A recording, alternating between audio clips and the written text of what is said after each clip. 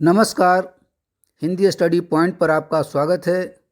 आज हम हिंदी व्याकरण के अंतर्गत रचना के आधार पर वाक्य के भेदों को उदाहरण सहित पढ़ेंगे।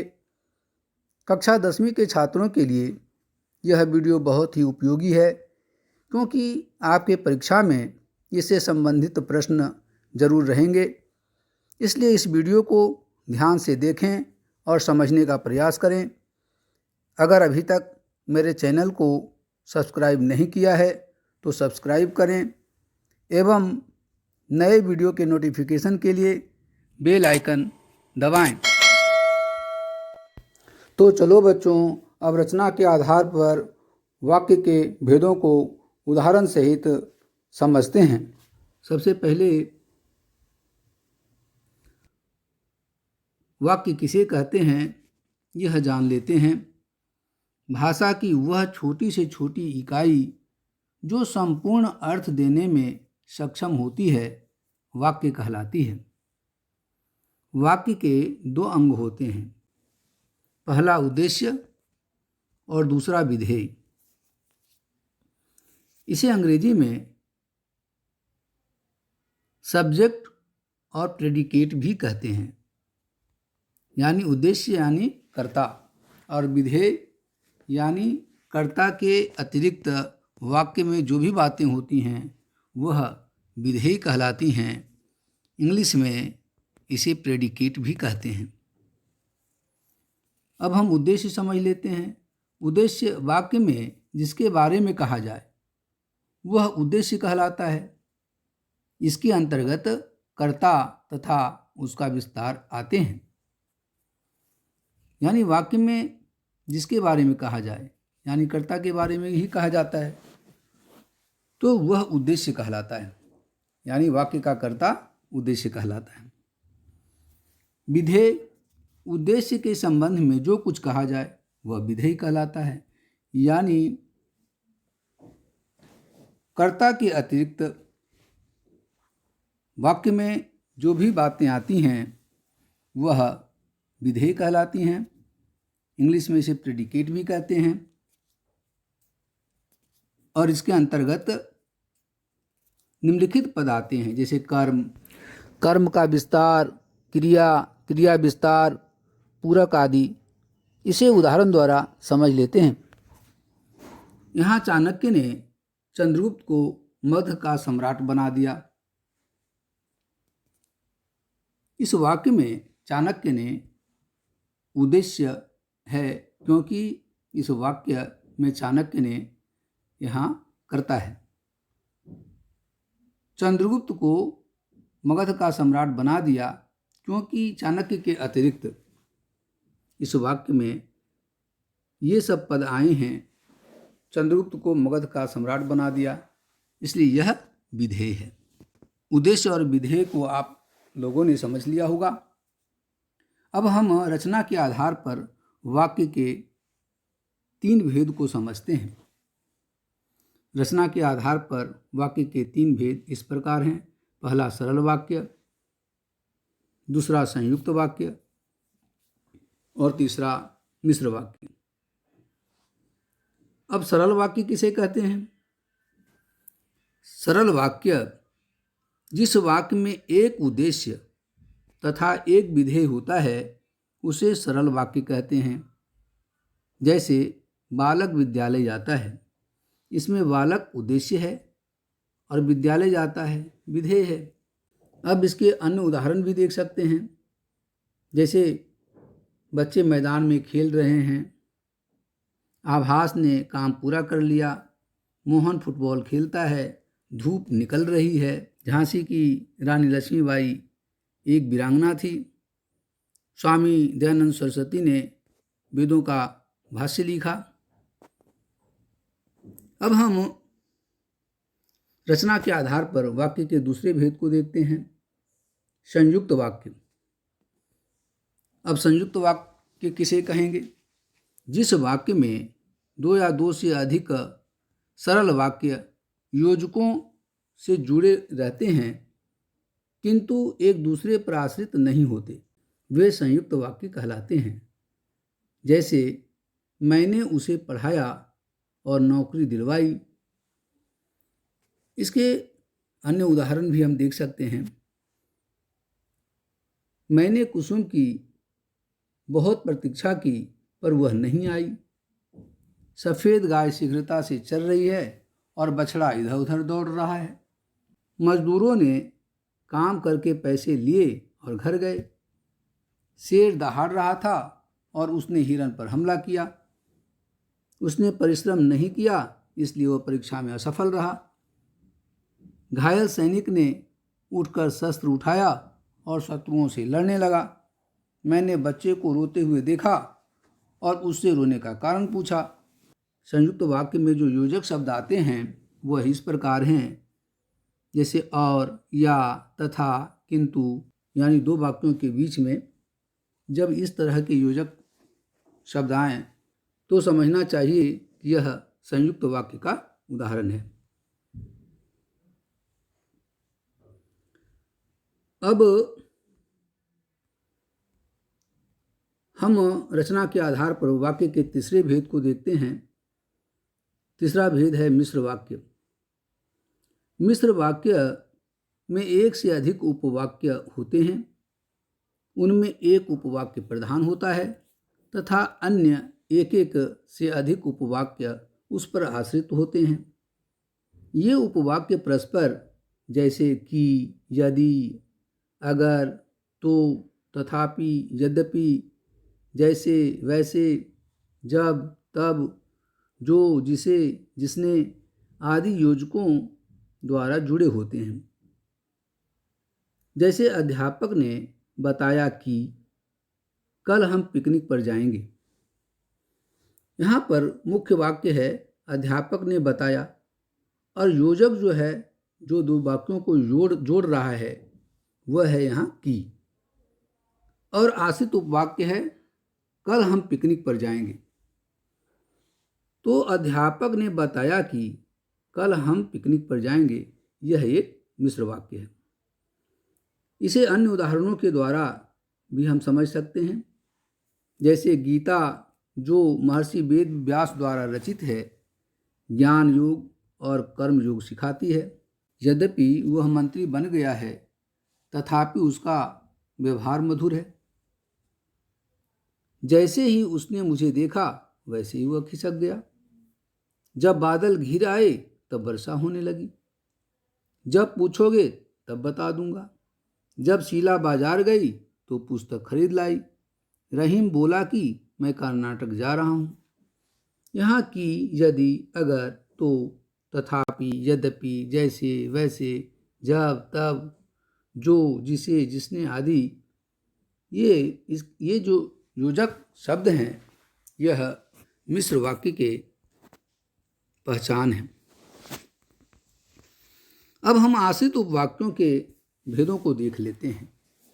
आश्रित उपवाक्य तीन प्रकार के होते हैं। पहला, संज्ञा उपवाक्य। अब संज्ञा उपवाक्य क्या होता है?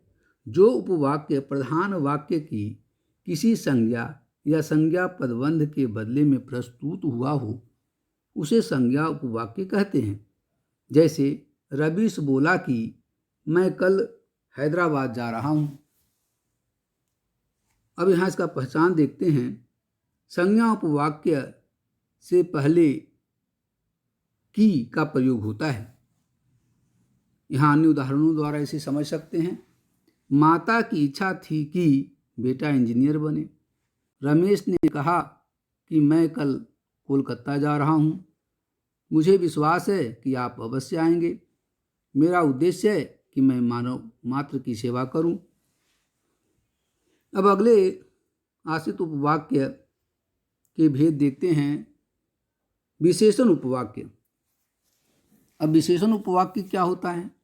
प्रधान उपवाक्य की किसी संज्ञा, सर्वनाम अथवा संज्ञा पदबंध की विशेषता बताने वाले वाक्य विशेषण उपवाक्य कहलाते हैं। जैसे यह वही छात्र है जिसे कल पुरस्कार मिला था। विशेषण उपवाक्य की पहचान इस प्रकार है: जो, सो, जैसे, वैसे, जितना, उतना, जिसे, जिसने आदि। अब इसके अन्य उदाहरण को भी देख लेते हैं। वह पुस्तक कौन सी है जो आपको पसंद है? मैच में जो सबसे अच्छा खेला वह मेरा मित्र है। वह छात्र पास हो गया जो कल यहाँ आया था। वह अध्यापक था जो कल यहाँ आया था। जो अध्यापक हिंदी पढ़ाते हैं वह मेरे पिताजी हैं। आज फिर वही लड़की मिली जो बहुत खूबसूरत थी। अब हम आश्रित उपवाक्य के अगले भेद को देखते हैं।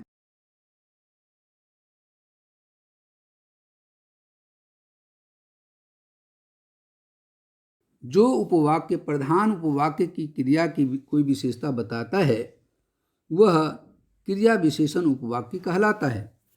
जैसे, जब तुम स्टेशन पर पहुँचे तब मैं घर से चला। यहाँ क्रिया विशेषण उपवाक्य का पहचान इस प्रकार है: ज्यों ही, त्यों ही, जहाँ, वहाँ, जैसे, वैसे, यदि, तो, ये पद वाक्य में आते हैं। इसे अन्य उदाहरणों के द्वारा समझ सकते हैं। जब पानी बरसने लगा तब मैं तुरंत लौट आया। जहाँ मैं रहता हूँ वहाँ अब कोई नहीं रहता। जब मैं वहाँ गया उसने मेरा सत्कार दिया। वह आदमी जो कल यहाँ आया था मेरा मित्र है। जहाँ जहाँ धुआं है वहीं अग्नि है। जैसा बोओगे वैसा काटोगे। अब हम वाक्यों का रूपांतरण देखते हैं। अब वाक्यों का रूपांतरण क्या होता है? एक प्रकार के वाक्यों को दूसरे प्रकार के वाक्य में बदलना वाक्य परिवर्तन या वाक्य रूपांतरण कहलाता है। जैसे सरल वाक्य को संयुक्त वाक्य में बदलना, यानी वाक्य परिवर्तन। जैसे यहाँ सरल वाक्य का एक उदाहरण है, उसको हम संयुक्त वाक्य में किस प्रकार से बदलेंगे? सरल वाक्य है, सुबह उठकर बच्चे ने दूध पिया। अब इसको संयुक्त वाक्य में किस तरह से बदलेंगे? आज बच्चा सुबह उठा और उसने दूध पिया। यह संयुक्त वाक्य हो गया। अब हम वाक्य परिवर्तन के अन्य उदाहरणों को भी हम देखते हैं।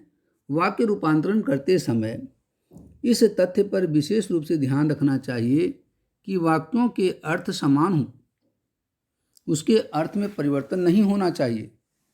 नीचे कुछ उदाहरण दिए जा रहे हैं, इन्हें आप पढ़कर समझ सकते हैं। सरल वाक्य को मिश्र वाक्य में कैसे परिवर्तित करेंगे, इसे उदाहरणों के द्वारा समझ सकते हैं। सरल वाक्य है, मेहनती लोग उन्नति करते हैं। इसे मिश्र वाक्य में बदलेंगे तो हम इस प्रकार लिखेंगे, जो लोग मेहनती होते हैं वे उन्नति करते हैं। अगला उदाहरण, राम का सब कुछ खो गया। यह सरल वाक्य है। इसको मिश्र वाक्य में बदलेंगे तो इस प्रकार लिखेंगे, राम के पास जो कुछ था वह खो गया। अब मिश्र वाक्य को सरल वाक्य में कैसे बदलेंगे? जैसे मिश्र वाक्य का उदाहरण देखते हैं, मुसीबत आ जाए तो घबराना नहीं चाहिए।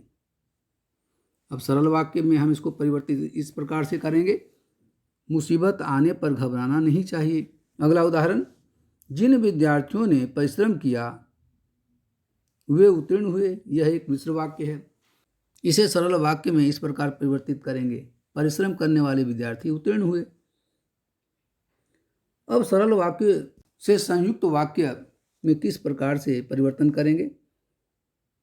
सरल वाक्य है, माँ के आ जाने से बच्चे प्रसन्न हो गए। अब इसको संयुक्त वाक्य में इस प्रकार से परिवर्तित करेंगे, माँ आई अतः बच्चे प्रसन्न हो गए। नेक्स्ट उदाहरण देखते हैं, दोपहर होते होते हम इलाहाबाद पहुँचे। यह सरल वाक्य है। इसको संयुक्त वाक्य में इस प्रकार से बदलेंगे, दोपहर हुई और हम इलाहाबाद पहुँचे। अब संयुक्त वाक्य को हम सरल वाक्य में कैसे परिवर्तित करेंगे? जैसे संयुक्त वाक्य का उदाहरण देखते हैं, मुख्य अतिथि आए और कार्यक्रम शुरू हुआ। इसे सरल वाक्य में इस प्रकार से बदलेंगे, मुख्य अतिथि के आते ही कार्यक्रम शुरू हो गया। नेक्स्ट उदाहरण देखते हैं संयुक्त वाक्य का। मदन आया और चला गया। इसे सरल वाक्य में इस प्रकार से बदलेंगे, मदन आकर चला गया। अब संयुक्त वाक्य को मिश्र वाक्य में किस प्रकार से परिवर्तित करेंगे। संयुक्त वाक्य का उदाहरण देखते हैं। पिताजी आए और माताजी चली गई। अब इसको हम मिश्र वाक्य में इस प्रकार से बदलेंगे, जैसे ही पिताजी आए वैसे ही माताजी चली गई। नेक्स्ट उदाहरण देखते हैं। कृष्ण मुरली बजाते हैं और राधा नाचती है। इसको मिश्र वाक्य में इस प्रकार से बदलेंगे, जब कृष्ण मुरली बजाते हैं तब राधा नाचती है। इसी प्रकार से अन्य उदाहरणों को हम देख सकते हैं। अब वाक्य संश्लेषण हम देखते हैं। संश्लेषण का मतलब होता है मिलाकर एक करना। यह विश्लेषण से ठीक विपरीत होता है। संश्लेषण में अनेक वाक्यों को मिलाकर एक वाक्य में गूंथना होता है। जैसे मैं बेंगलुरु गया, बेंगलुरु मेरा भाई रहता है, मेरे भाई का नाम देवेश है। अब इसको मिलाकर एक वाक्य में हम कैसे लिखेंगे। मैं अपने बेंगलुरु में रहने वाले भाई देवेश से मिलने बेंगलुरु गया।